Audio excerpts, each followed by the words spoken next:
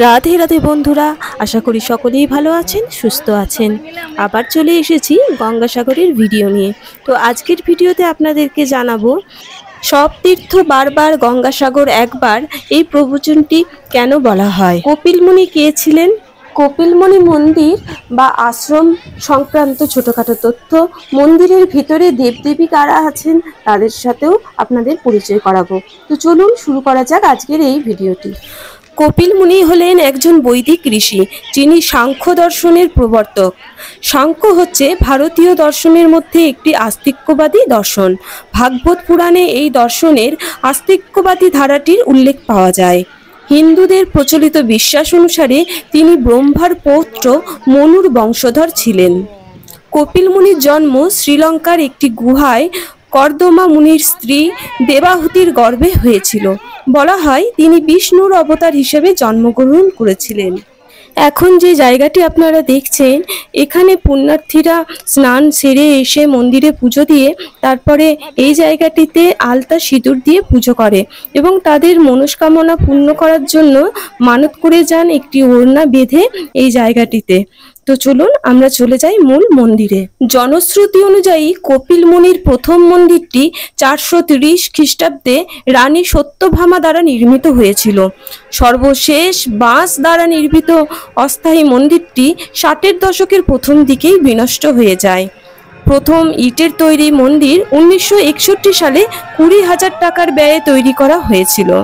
মন্দিরটি নির্মাণে তৎকালীন মুখ্যমন্ত্রী ডক্টর বিধানচন্দ্র রায় 11,000 টাকা সাহায্য করেছিলেন। মন্দির নির্মাণের কাজ S Chakraborty and sons company সম্পন্ন করেছিল। মন্দিরটি বর্তমান মন্দিরের চেয়ে অনেকটাই ছোট ছিল। নবমন্দিরটি 1974 সালে তৈরি করা হয়। এটি হিন্দুদের সবচেয়ে পবিত্র তীর্থস্থানগুলির মধ্যে একটি। মুক্তিতীর্থ গঙ্গাসাগর নিয়ে প্রচলিত আছে এক পুরা কাহিনী। অযোধ্যার সূর্যবংশের পরাক্রান্ত রাজা সগর 99 অশ্বমেধ যজ্ঞ সমাপনান্তে ব্যস্ত হয়ে উঠলেন শততম যজ্ঞে। এই যজ্ঞ সম্পূর্ণ করতে পারলে তিনি স্বর্গরাজ ইন্দ্রের সমপর্যায়ে উন্নীত হবেন। ইন্দ্র স্বর্গরাজের শততম যজ্ঞ পণ্ড করতে যজ্ঞের ঘোড়াটি অপহরণ করে লুকিয়ে রাখলেন। সগরের 60,000 পুত্র বহু অন্বেষণের পর সেই অশ্বের সন্ধান পেলেন মহর্ষি কপিলের নির্জন সাধন ক্ষেত্রে। সেখানে মহামুনি গভীর ধ্যানে মগ্ন। অশ্ব চুরি করার সময়ে রাজপুত্ররা তার দেহে আঘাত করে বসলেন। ঘটনার আকস্মিকতায় মহর্ষির কোপানলে পড়ে মুহূর্তেই তারা ভস্মীভূত হয়ে গেলেন। তারপর সগর রাজের পৌত্র ভগীরথ কঠোর তপস্যায় মা গঙ্গাকে মর্তে নিয়ে এলেন। তার পুণ্য সলিলের স্পর্শে পাপ মুক্ত হলেন সগর নন্দনরা। সাগরের সঙ্গমস্থল পরিণত হলো তীর্থক্ষেত্রের গঙ্গাসাগরে। সেখানেই একদিন প্রতিষ্ঠিত হলো কপিলমুনির আশ্রম। আজ রামনবমীর তিথিতে আমি এখন উপস্থিত হয়েছি সেই কপিলমুনির আশ্রমে বা মন্দিরে। তো চলুন দেখিনি কোন কোন দেবদেবীরা বিরাজমান এই মন্দিরে। প্রথমেই চোখে পড়ে পদ্মাসনে জগারুড় জটামণ্ডিত মহাযোগী কপিলমুনি, যার বাম হস্তে কমণ্ডল, দক্ষিণ করে জপমালা, শিরদেশে পঞ্চনাগ ছত্র, ডান পাশে চতুর্ভুজা মকর বাহিনী গঙ্গা দেবী, যার অঙ্কে মহাতাপস ভগীরথ, আছেন গদা ও গন্ধমাদন পর্বত হাতে মহাবীর হনুমান।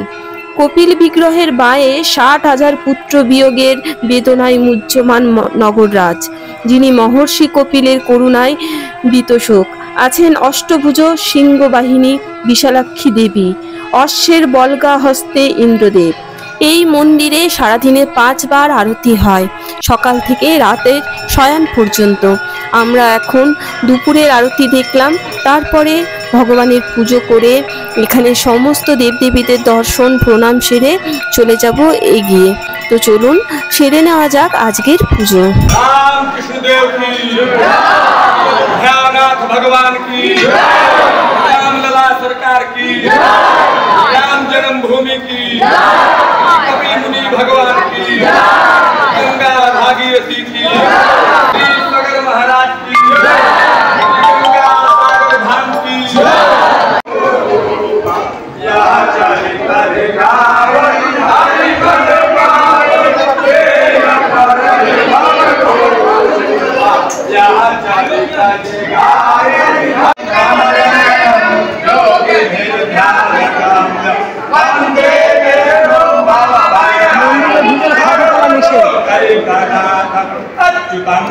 আবার অশান্তি লাগে।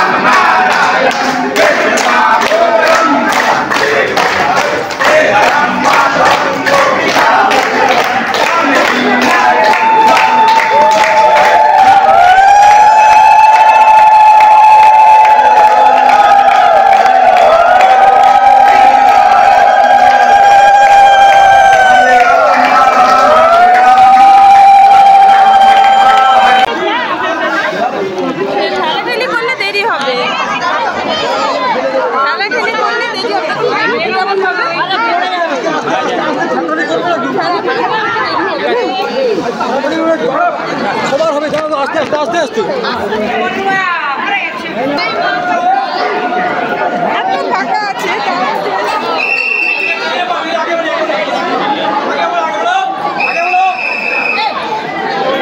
একদা গঙ্গাসাগরে সন্তান বিসর্জন প্রথা ছিল। সন্তানহীনরা এই মর্মে মানত করতেন যে তাদের সন্তান হলে প্রথম দিকে সাগরে অর্ঘ্য দেবেন। 1801 খ্রিস্টাব্দে লর্ড ওয়েলেসলি এসে দেখলেন ওই বছরেই 23টি শিশু সন্তান বিসর্জনের ঘটনা ঘটেছে।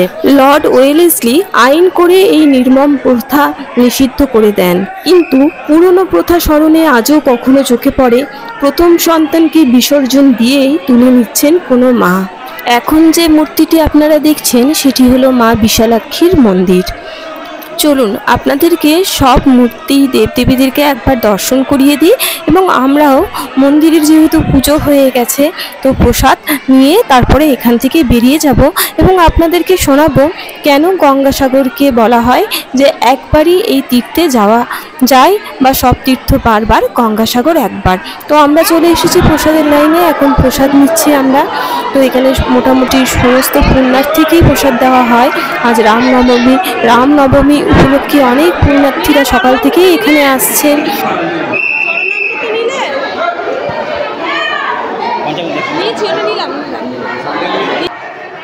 যেসব বন্ধুরা ভিডিওটি এখনো পর্যন্ত দেখছেন তাদের কাছে অনুরোধ করব প্লিজ ভিডিওতে একটি লাইক দেবেন।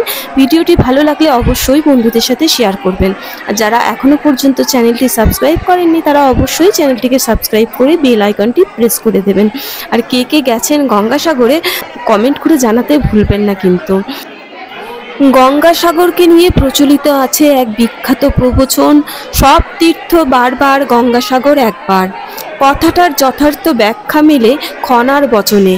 খনা বলেছেন সারা বছর যারা শয়ান একাদশী, ভৈমী একাদশী, উত্থান একাদশী, পার্শ্ব একাদশী, জন্মাষ্টমী, রামনবমী, শিব চতুর্দশী বা দুর্গার মহাষ্টমীর মতো শাস্ত্রীয় আচারের একটিও পালন করতে পারেন না, তারা যদি পৌষ সংক্রান্তির দিন শুধু একবার সাগর সঙ্গমে স্নান করেন তাহলে সব তীর্থের পুণ্য অর্জন করবেন। তারই আমোঘ আকর্ষণে প্রতি বছর দেশের নানা প্রান্ত থেকে লক্ষ লক্ষ পুণ্যার্থী এবং সাধু সন্ত তীর্থ এবং মুক্তির আশঙ্কায় এখানে ছুটে আসেন। সাগরদ্বীপ পরিণত হয় মানুষের মিলন মেলায়। সেই সঙ্গে বিস্তীর্ণ বেলাভূমি জুড়ে বসে নানা পণ্য প্রসারের এক বিশাল মেলা। শাস্ত্রীয় স্নান পর্ব একদিনের হলেও গঙ্গাসাগর মেলা চলে পক্ষকাল ধরে। গঙ্গাসাগরের যাত্রাপথটি বিংশ শতাব্দীর গোড়ার দিকেও ছিল দুর্গম ও সাপত সংকুল। তীর্থ করতে যারা আসতেন তাদের অনেকেই বাঘ, বন্য শুয়োর, বিষধর সাপ আর নোনা জলে কুমির, হাঙরের আক্রমণে প্রাণ হারাতেন।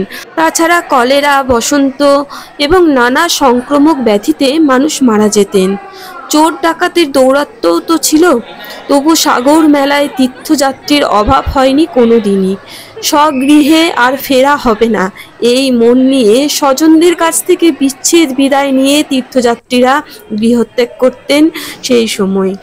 এখন অবশ্য যাতায়াতের পথ অনেকটাই সুগম হয়েছে, তাই মানুষের, যাত্রীদের, পুণ্যার্থীদের ভিড়ও হয় প্রচুর। মোটামুটি 35 বছর পড়া হয়েছে, 35 বছর আগে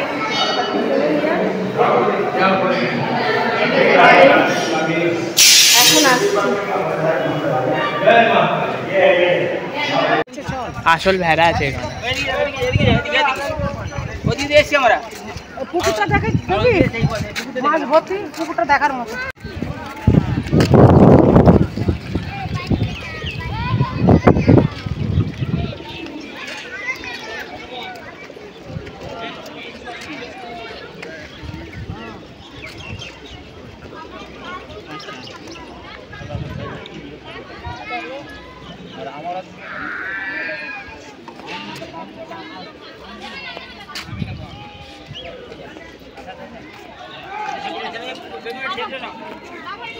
এই জলটাতে ভিজিয়ে নেওয়া যাবে? এই জলটাতে ভিজিয়ে নে। চান করো, ওখানে চান করো, এখানে চান করা যায়। এখানে চান করতে। চান করবি? হ্যাঁ। এখন আর না, এখন আর না। ঠান্ডা লেগে যাবে, চান করবি, এখন না। স্নান পুজো সেরে আমরা এবার চলেছি বাড়ির পথে। এবারে বাড়ি ফেরার পালা।